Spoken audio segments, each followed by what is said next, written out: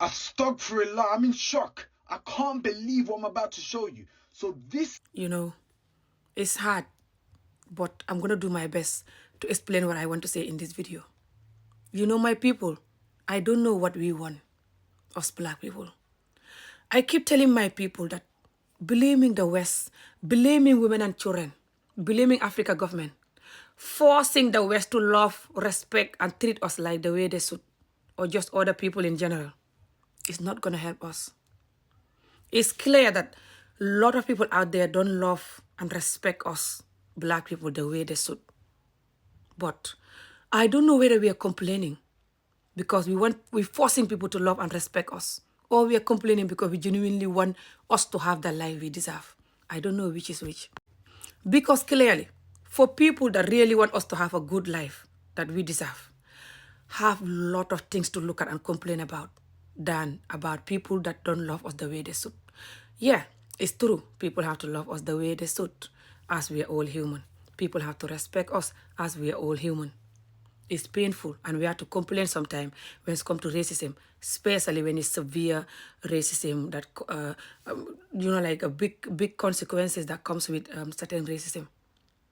No human should treat the other human less than or do certain things because of their skin color. That's true. But I wish we have voice like that for the other things that is our number one enemy that we are doing within us. If you go to Africa, especially African Muslim countries like Gambia, Senegal, Mali, Guinea, and the rest, that is Muslim dominated. But even when you go to other countries like Nigeria, Ghana, and the rest that don't have more Muslim than other people, other like Christians, they have more Muslim. Sorry, they have less Muslims. When you go to those countries, the Muslim community there, they're still the same with these other countries that are Muslim dominant. You know what they normally do to women and children? Still severe child beating happening. Even FGM, which is the removal of the little girl clitoris, is happening. Still, lack of education is happening. Lack of be able to send an email or write your name in whatever international language that you can use to have a job or to become a diplomat, as a person. Some will go and learn Quran. Some will not go to school at all. This place where they're learning Quran and even the schools, but especially Quran places, but even the schools, like I said, the children are still going through severe beating that if you see these people beating the children that they're supposed to teach about whatever they're teaching them, you will understand that Africans are Africans' number one enemy. They program these children to be very wicked and cool and teach them how to take unnecessary pain and how to give out unnecessary pain. And they expect those people to come on government and be a good governor and be a good husband, good wife, good brother, good whatever. And they're forcing the rest of the world to respect us. Humans now don't respect.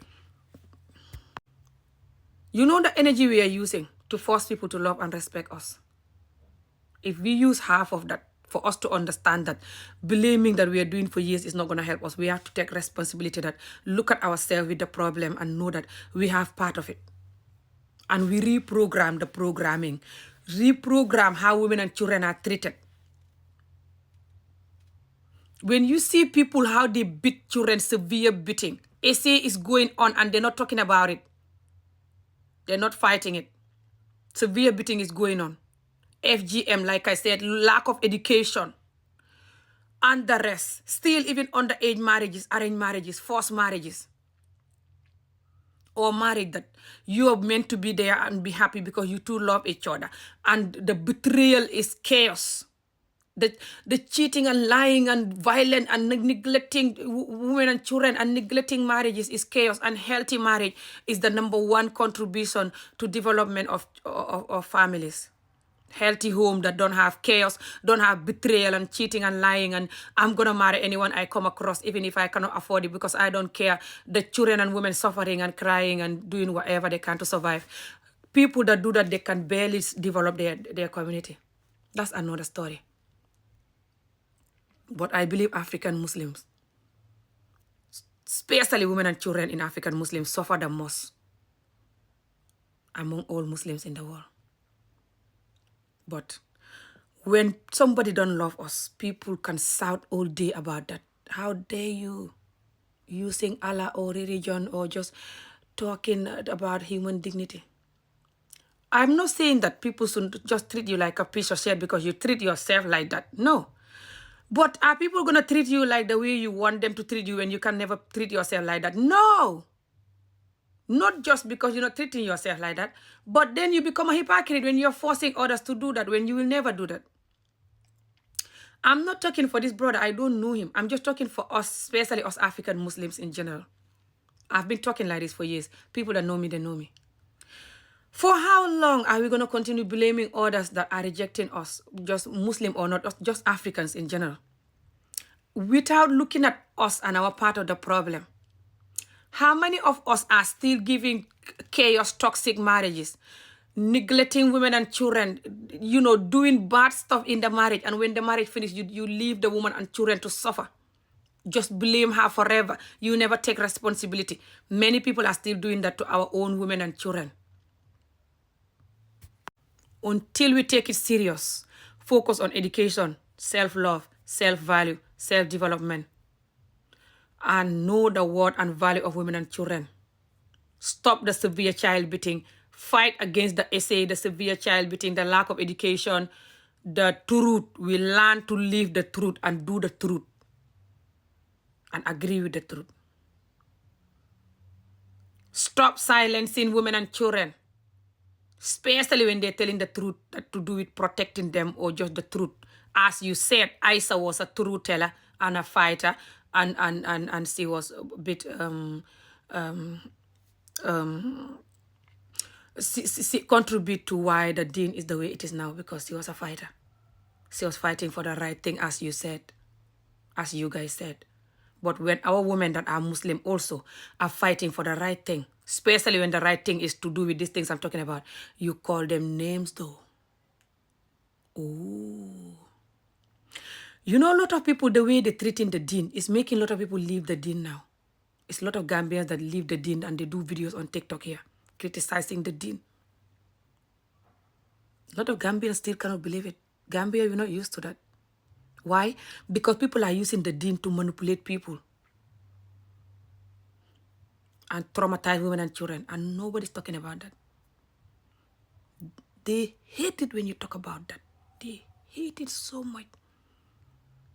A lot of them do. A lot of our people do. They want you to just talk about... I'm from Gambia and Senegal, right? Due to my parents being both. But I was born and raised in Gambia. But, I live in Senegal as well, where my dad is from. And I do go there, and I have family members there.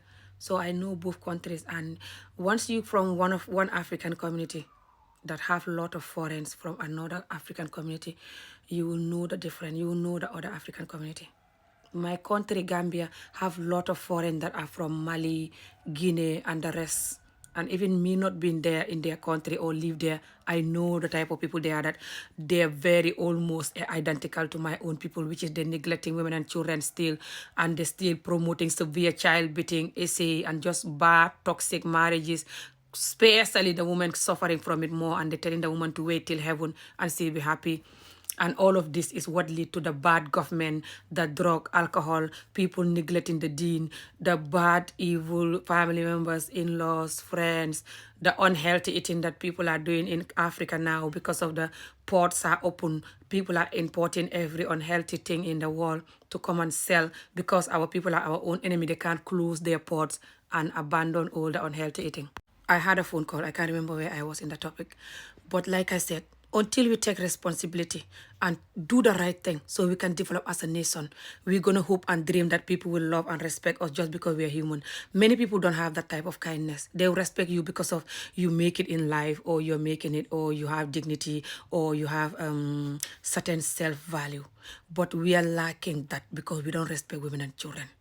Until we do that, and the severe child beating and stuff that I'm fighting against is going to lead to violent, neglecting each other and manipulating each other, just like what people are learning down here. They'll come on top, they'll do it, and we're going to continue running, choking ourselves in the West and elsewhere where people don't want us, and just it's going to get worse. Until we learn that and have voice for that like we have it for other stuff, we can never get anywhere. Thank you for watching if you are still watching the video. Don't forget to like and support the video, and please don't take this personal.